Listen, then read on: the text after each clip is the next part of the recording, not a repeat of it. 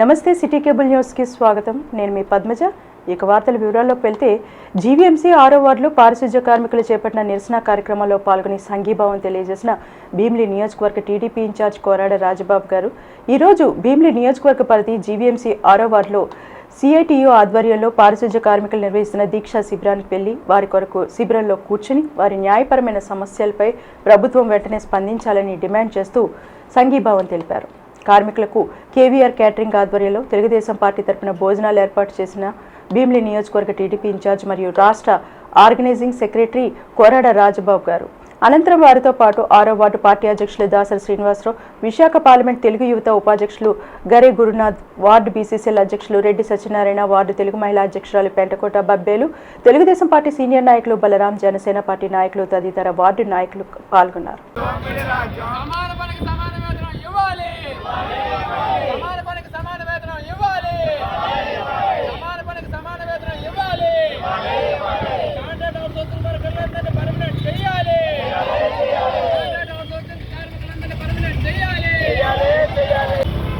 ఈరోజు జీవీఎంసీ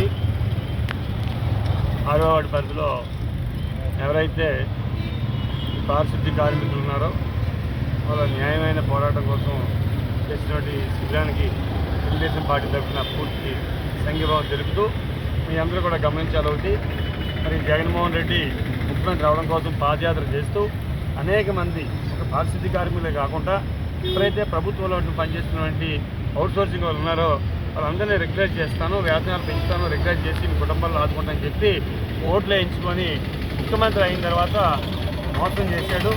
4 నెలలు అయింది ప్రభుత్వం వచ్చి, ఈరోజు దాకా కూడా ఎవరికి స్పందించట్లా. ఈరోజు ఒక పారిశుద్ధ్య కార్మికులే కాదు, ఒక పక్క సర్వశిక్ష అభియాన్ ఉద్యోగులు కావండి, అంగన్వాడీ టీచర్లు అవ్వండి, ఆశ్రమం రాష్ట్రం మొత్తం మీద ఎవరైతే అవుట్సోర్సింగ్ ఉన్నటువంటి డిపార్ట్మెంట్లు అన్నీ కూడా ఈ రోజున రోడ్డు ఎక్కి వాళ్ళ బాధలు చెప్తుంటే పోలీసులతో అరాచకంగా దౌర్జన్యం చేసి తీసుకెళ్ళి పరిస్థితుంది. తీవ్రంగా ఖండిస్తున్నాం. మీ అందరూ కూడా మీ వెనకాల తెలుగుదేశం పార్టీ ఉంటుంది, మీ అండగా ఖచ్చితంగా రానున్న రోజుల్లో మీ అందరి సపోర్ట్తో జనసేన తెలుగుదేశం పార్టీతో చంద్రబాబు నాయుడు ముఖ్యమంత్రి కాబోతున్నారు.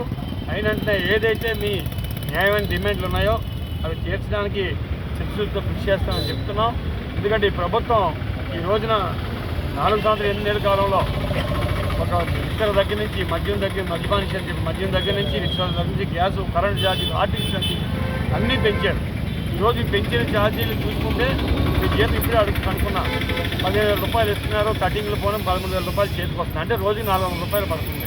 మరి అలాగే రోజు ఆరోగ్యం బాగోకపోతే మానేస్తే 700 రూపాయలు ఖర్చు చేస్తున్నారు, అందులోని ఇచ్చిన జీతం 400 రూపాయలు ఇస్తున్నారు. ఇది అన్యాయం. ఇది ఎందుకంటే సామాన్యుడు బతకాలంటే కనీసం 25,000 రూపాయలు ఉంటే కానీ ఈరోజు ఈ పెరిగిన ధరలకి పెరిగే కష్టంగా ఉండే పరిస్థితి.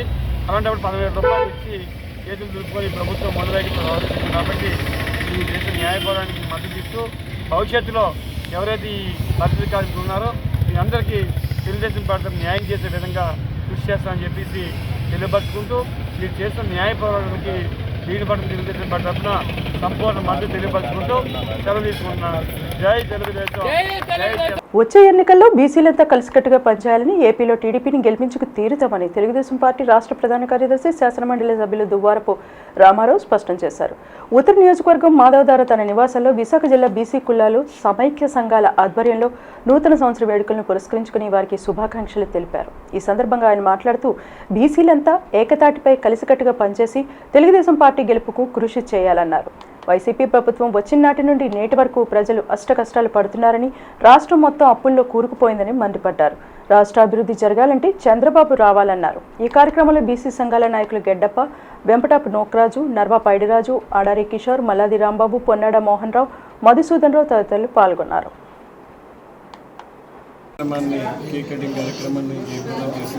అందరికీ కూడా పేరు పేరున నూతన సంవత్సర శుభాకాంక్షలు తెలియజేస్తూ, తర్వాత మనం చూసాం 2024-2019 మధ్యకాలం మనం చూసినట్టయితే ఇప్పటి వరకు ఈ ప్రభుత్వం 4 సంవత్సరాల 9 నెలలు కంప్లీట్ చేసింది. అంటే ఒకటే ప్రజలందరూ కూడా ప్రశ్నిస్తున్నారు, ఏ వర్గమైనా ఈ ప్రభుత్వంలో సంతృప్తిగా ఉందా? అటు బీసీ సప్లాను నిర్వీర్యం చేశారు, ఎస్సీ సప్లాను నిర్వీర్యం చేశారు, ఎస్టీ సప్లాను నిర్వీర్యం చేశారు. ప్రజాస్వామ్య వ్యవస్థలన్నీ నిర్వీర్యమైనవి. అదేవిధంగా అధిక ధరలు చూస్తే ఈ సాధారణ గృహిణి ఎక్కడ కూడా బతకలేని పరిస్థితి ఉంది.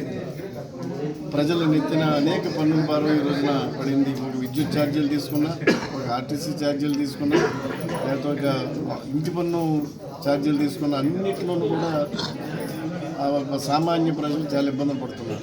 అంటే ఇక్కడ నేను ఇవన్నీ ఎందుకు చెప్తున్నానంటే ఏదైతే ఈ సంవత్సరాలు అన్నీ జరిగిపోయినాయో ప్రజలందరూ కూడా అన్ని ఇబ్బందులు పడ్డారు. అదేవిధంగా ప్రజాస్వామ్య వ్యవస్థలన్నీ కూడా ఈ రోజున నిర్వీర్యమైనవి. ఎక్కడ కూడా ప్రశ్నించే గొంతుకున్నాయి. ఒక ప్రజాస్వామ్య పద్ధతిలో ప్రశ్నించే ఆలోచన ప్రభుత్వానికి లేదు. అందరినీ కూడా నిర్బంధించడం, లేకపోతే పోలీస్ స్టేషన్లో పెట్టడం, కేసులు పెట్టడం ఇప్పటికి కూడా చూస్తున్నాం. ఇప్పుడు ప్రజలందరూ కూడా కోరుకునేది ఒకటి, ఒక మంచి నాయకత్వం కావాలి, మంచి ప్రభుత్వం కావాలా, ఒక అమరావతిని కంప్లీట్ చేయాలా, లేకపోతే ఒక పోలవరం ప్రాజెక్టుని కంప్లీట్ చేయాలా, సంక్షేమ పథకాలు అమలు చేయాలా, అభివృద్ధి కార్యక్రమాలు అమలు చేయాలి. ఇవన్నీ జరగాలంటే ఒక మంచి నాయకత్వం అవసరం. ప్రజలందరూ కూడా ఆలోచనలు ఉన్నారు. ఏదైతే చంద్రబాబు నాయుడు గారు ఈ రోజున రాష్ట్రాన్ని ఒక అభివృద్ధి పదంలో తీసుకెళ్లారో, అనేక పరిశ్రమలు తీసుకురాగలిగారు. వాళ్ళు హైదరాబాదు ఇప్పుడు ఏ విధంగా ఆయన విజన్ తోటి అభివృద్ధి చెందిందో మనందరూ కూడా ప్రజలందరూ కూడా గమనిస్తున్నారు. రాబోయే రోజుల్లో కూడా మంచి నాయకత్వాన్ని ఎన్నుకోవడంలో సిద్ధంగా ఉన్నారు. చంద్రబాబు నాయుడు గారిని ముఖ్యమంత్రిని చేసుకోవడానికి అన్ని పార్టీలు కూడా ఎక్సెప్ట్ వైఎస్ఆర్సీపీ అందరూ కూడా సిద్ధంగా ఉన్నారు. అందరూ కూడా కలిసికట్టుగా ముందుకు వస్తున్నారు. ప్రజలందరూ కూడా అన్ని వర్గాలు కూడా ఏదైతే బాధలు పడుతున్నారో అన్నీ ప్రజలు తెలుసుకుంటున్నారు. కాబట్టి వాళ్ళు కూడా రాబోయే రోజుల్లో మంచి ప్రభుత్వాన్ని ఎన్నుకుంటారని, చంద్రబాబు నాయుడు గారిని ముఖ్యమంత్రిగా చేస్తారని చెప్పి నేను మనస్ఫూర్తిగా ఆకాంక్షిస్తూ ఈ రోజున ఎవరైతే నాకు అభినందనలు తెలియజేశారు కొత్త సంవత్సరం సందర్భంగా వారందరికీ కూడా పేరు పేరున ఇక్కడ వచ్చి నాకు అభినందనలు తెలియజేసినందుకు వారికి ధన్యవాదాలు తెలియజేస్తూ, అదేవిధంగా కొత్త సంవత్సరం సందర్భంగా ప్రతి ఒక్కరూ కూడా వాళ్ళు సుఖ సంతోషాలతో ఉండాలని, వాళ్ళకి ఇప్పుడు కూడా బీసీ నాయకులందరికీ కూడా సోదరులందరికీ కూడా ఇప్పుడు కూడా మేము అండగా ఉంటామని చెప్పి తెలియజేస్తూ మరొకసారి మీడియా మిత్రులకు మా సోదరులందరూ కూడా మరొకసారి కొత్త సంవత్సరం సందర్భంలో శుభాకాంక్షలు తెలియజేస్తాం. దీర్ఘకాలిక సమస్యల పరిష్కారానికి గ్రామసభ ఎంతగానో ఉపయోగపడతాయని ఉత్తర నియోజకవర్గ సమన్వయకర్త కేకే రాజు అన్నారు. ఈ మేరకు జీవీఎంసీ 45వ వార్డు పరిధి తాడ్చెట్లపాలెం రజకుల కాలనీలో ఆదివారం వార్డు కార్పొరేటర్ కంపా హనోక్ ఆధ్వర్యంలో నిర్వహించిన గ్రామ సభకు కేకే రాజు హాజరయ్యారు. ప్రజల సమస్యలు నేరుగా అడిగి తెలుసుకున్న ఆయన ఆయా సమస్యల పరిష్కారానికి చర్యలు చేపడతామన్నారు. దివంగత నేత రాజశేఖర రెడ్డి హయాంలో రజకులకు ఇల్లు ఇచ్చారని, అనంతరం గత ప్రభుత్వం నిర్లక్ష్యంతో పేద ప్రజలు పట్టాలు పొందలేకపోయారని కేకే రాజు తెలిపారు. ప్రస్తుత ముఖ్యమంత్రి వైఎస్ జగన్ ఆయా గృహాలు నివాసముంటున్న పేదలకు సంక్రాంతిలోపు పట్టాలు అందజేసే విధంగా చర్యలు చేపట్టారని అన్నారు. ఈ కార్యక్రమంలో 45వ వార్డు కార్పొరేటర్ కంపా హనోక్, వార్డు అధ్యక్షులు పైడి రమణ, హరిపట్ నాయక్, రజక కాలనీ పెద్దలు తదితరులు పాల్గొన్నారు. సంబంధించిన డబ్బులు కట్టాల్సింది. సో మళ్ళీ కట్టిన 21 మందికి ఇప్పుడు దాకా ఇవ్వలేదు. మళ్ళీ మిమ్మల్ని ఆ ఎవరినో వాలంటీర్లు ఎవరినో పంపించి కట్టమంటే మీరు అపోహలు ఉంటాయి. కాబట్టి అలాంటి అపోహలు పెట్టుకోవద్దు. మీరు వెంటనే ఇమీడియట్ గా ఓటీఎస్ సంబంధించి ఎవరైతే పే చేస్తారో 127 మంది మినిమం పట్టాలు కూడా రెడీ అయిపోయింది. అందులో తప్పు రాశారు. మీకు ఒక్కొక్కరికి కూడా 15 గజాలు ఇంటితో పాటు ఒక 15 గజాలు కూడా మీ పేరు మీద పట్టా ఇవ్వాలి. దాన్ని ఏదో పొరపాటు 30 గజాలని రాశారు. అంత స్థలం లేదు. ఆ 21 కూడా కరెక్షన్ చేసి మీ 148 మందికి కూడా ఒక్కొక్కరికి కూడా 15 గజాల చొప్పున 100 షేర్ కూడా రాశారు. అంటే ఆల్మోస్ట్ సంక్రాంతి లోపే మీ 148 కూడా పట్టాలతో పాటు మీరు ఉన్న ఇంటి మీద పూర్తి హక్కు, మళ్ళీ ఈ స్థలం మీద కూడా మీ అందరికీ కూడా ఉమ్మడి హక్కు ఉండే విధంగా ఏదైతే స్థలం కట్టిన భూమి ఉందో భూమిలో కూడా ప్రతి ఒక్కరికి 15 గజాలు చెప్పుకుని ఈ భూమి మీద కూడా మీకు హక్కు ఉండే విధంగా మీకు రిజిస్ట్రేషన్ డాక్యుమెంట్ చేసి ఇవ్వడం జరుగుతుంది. దాని గురించనే ఈ గ్రామ సభ ఏర్పాటు చేయడం జరిగింది. ఎందుకు గ్రామ సభ పెట్టాల్సి వచ్చిందంటే మీ అందరికీ కూడా తెలిసి ఎప్పటి నుంచో ఉన్న సమస్య ఇది. మళ్ళీ ఆహ్మది గారు వచ్చేది నిషేధించారు, ఇస్తారా ఎవరా అని అపోహలన్నీ మీలో ఉంటాయి. కాబట్టి పూర్తిగా మా కార్పొరేటర్ గారిది, నాది, మా వార్డు అధ్యక్షులది, మాది మీ అందరికీ కూడా మేము భరోసా ఇస్తున్నాం. వస్తే మీరు ఇమీడియట్ గా ఓటీఎస్ కనుక మీరు చాలా తీసేస్తే సంక్రాంతి లోపే మీ అందరికీ కూడా దీర్ఘకాలిక ఉన్న సమస్యను పరిష్కరించడం జరుగుతుంది. అదేవిధంగా తాము చదువుకున్న పాఠశాలకు పూర్వ విద్యార్థులు చేరుకున్నారు. తమ చిన్ననాటి రోజులను గుర్తు చేసుకున్నారు. తమకు విద్యాబుద్ధులు చెప్పిన ఉపాధ్యాయులకు పాదాభివందనాలు చేశారు. చిన్న పిల్లలుగా మారిపోయి తమ బాల్యాన్ని గుర్తు చేసుకుంటూ స్నేహితులతో సందడి చేశారు. సీతంపేటలోని వీటీ హై స్కూల్ దీనికి వేదిక అయింది. పాఠశాల 77వ వార్షికోత్సవాన్ని శనివారం సాయంత్రం పాఠశాల ఆవరణలో ఘనంగా నిర్వహించారు. పాఠశాల ప్రిన్సిపల్ పిఎన్ రావుని పూర్వ విద్యార్థులు ఘనంగా సత్కరించి ఆశీస్సులు అందుకున్నారు. ప్రత్యేక అతిథి ది హిందూ పత్రికా బ్యూరో చీఫ్ సుమిత్ భట్టా మాట్లాడుతూ ప్రతి వ్యక్తి అభివృద్ధికి తల్లి గురువు ఎంతో ప్రాధాన్యమని, విద్యాబుద్ధులు నేర్పి మంచి జీవితానికి బాటలు వేసిన పాఠశాలను అధ్యాపకులను మరవరాదని చెప్పారు. ప్రత్యేక అతిథి ప్రముఖ orthopaedic surgeon doctor T Bhavani Prasad మాట్లాడుతూ వీటి స్కూల్ ప్రస్థానాన్ని సమాజ సేవగా తాను భావిస్తానని చెప్పారు. 5 దశాబ్దాల క్రితం ఇదే పాఠశాలలో తాను విద్యార్థిగా చదువుకోవడానికి గర్వకారణంగా భావిస్తున్నానన్నారు. పటిష్టమైన అత్యున్నత ప్రమాణాలతో కూడిన పాఠశాల విద్యను అందిస్తున్న వీటి స్కూల్ యాజమాన్యాన్ని మనస్ఫూర్తిగా అభినందిస్తున్నట్లు తెలిపారు. పాఠశాల ప్రిన్సిపల్ పిఎన్ రావు మాట్లాడుతూ పూర్వ విద్యార్థులు పాఠశాల పట్ల చూపుతున్న ప్రేమాభిమానాలు తమకు కొత్త శక్తిని అందిస్తున్నాయన్నారు. పాఠశాల అభ్యున్నతికి కృషి చేసిన అధ్యాపకులు, విద్యార్థులు, వారి కుటుంబ సభ్యులకు కృతజ్ఞతలు తెలిపారు. పాఠశాల కరెస్పాండెంట్ రమణారావు మాట్లాడుతూ దశాబ్దాలుగా విద్యారంగంలో పోటీతత్వం పెరిగి ఎన్నో పాఠశాలలు వచ్చినప్పటికీ అత్యున్నత ప్రమాణాలతో విలువలతో కూడిన నాణ్యమైన విద్యను అందిస్తూ వీటీ హై స్కూల్ తన ప్రస్థానాన్ని విజయవంతంగా కొనసాగిస్తోందన్నారు. పాఠశాల హెడ్ మిస్టర్స్ పి లక్ష్మి మాట్లాడుతూ మారుతున్న కాలానికి అనుగుణంగా ఆంగ్ల భాషా నైపుణ్యాలకు ప్రత్యేక ప్రాధాన్యత కల్పిస్తూ నిపుణులైన అంకితభావం కలిగిన అధ్యాపక బృందంతో లక్షలాది మంది విద్యార్థులకు ఉన్నత భవిష్యత్తును వీటీ హై స్కూల్ అందించిందన్నారు. అనంతరం పాఠశాలలో చదువుకుని అత్యున్నత స్థానంలో స్థిరపడ్డ పూర్వ విద్యార్థులను ఈ సందర్భంగా పాఠశాల తరపున సత్కరించారు. అనంతరం పాఠశాల విద్యార్థుల సాంస్కృతిక కార్యక్రమాలు ఎంతగానో అలరించాయి. ఇవాళ వీటీ హై స్కూల్ 77 సంవత్సరాల సెలబ్రేషన్స్ చేసుకుంటోంది. ఆ సందర్భంగా ఇవాళ అలుమ్నై మీట్ అంటే ఓల్డ్ స్టూడెంట్స్ మీట్ పెట్టడం జరిగింది. ఇక్కడ చాలామంది వందలాది వేలాది ఓల్డ్ స్టూడెంట్స్ ఇవాళ రావడం జరిగింది ఆడిటోరియంకి. చాలా బ్యాచెస్ నుంచి అంటే 10 ఏళ్ళ కిందటి వాళ్ళు, 20 ఏళ్ళ కిందటి వాళ్ళు, 30 ఏళ్ళు వాళ్ళు, 40 ఏళ్ళు వాళ్ళు, ఇన్ఫాక్ట్ ఓల్డ్ టౌన్ విశాఖపట్నంలో చదువుకున్న వాళ్ళు, వృద్ధులు 70 ఏళ్ళ మనిషి కూడా ఇప్పుడు నాకు కలిసారు. ఒక ఆయన కూడా వీటీ హై స్కూల్ అంటే అప్పట్లో వీటీ కాలేజ్ అనేవారు. వీటీ కాలేజ్లో చదువుకున్నారట. అప్పట్లో మా తాతగారు ఈ స్కూల్ స్థాపించారు. మా తాతగారు చదువుకున్నారు. వాళ్ళ వయసు చూస్తే వాళ్ళు 70కి 80కి మధ్యలో ఉంది. ఎందుకంటే ఈ స్కూల్కి 77 సంవత్సరాల చరిత్ర ఉంది. కాబట్టి తేడా ఏంటంటే ఒకటే, అప్పట్లో వీటీ కాలేజ్ అనేవారు, ఇప్పుడు వీటీ హై స్కూల్ అంటున్నారు.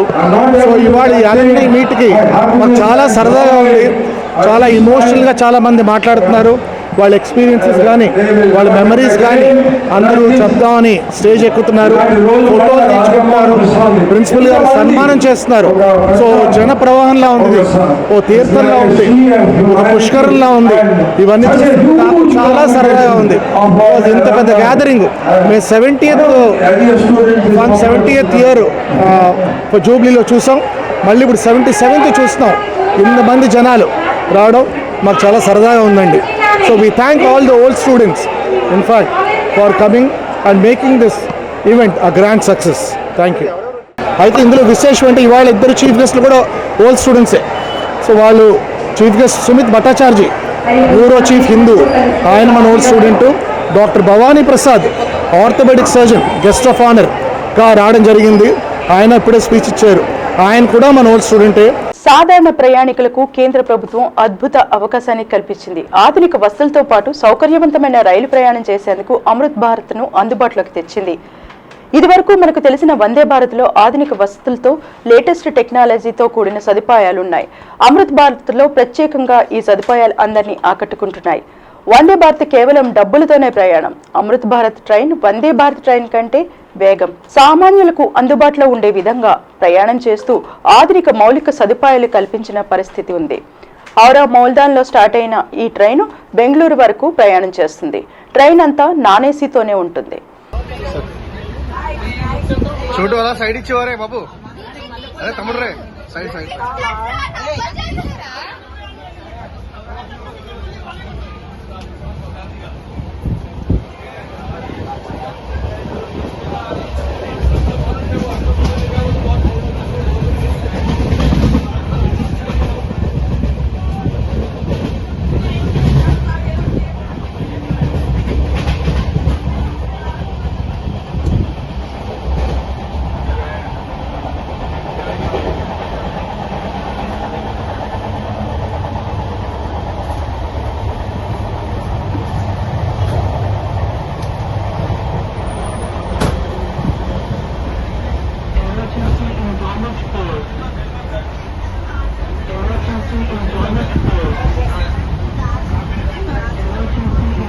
ఉత్తరాంధ్ర పౌరాణిక కళాకారుల సంక్షేమ సంఘం ఆధ్వర్యంలో శిల్పారామంలో పౌరాణిక ఏకపాత్రాభినయం పోటీలు ఘనంగా ప్రారంభమయ్యాయి.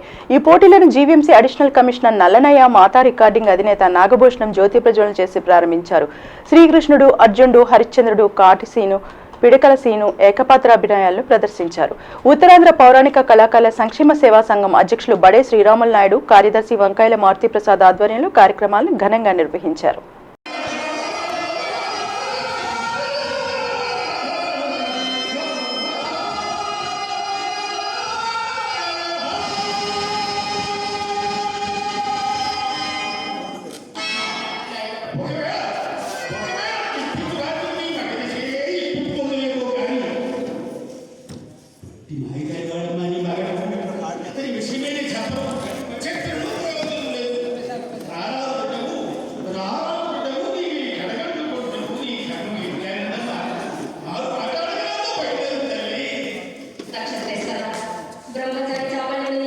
ఇవి బులెటిన్ విశేషాలు. మరిన్ని వార్తా వివరాలతో మళ్ళీ కలుసుకుందాం. అంతవరకు సెలవు. నమస్కారం.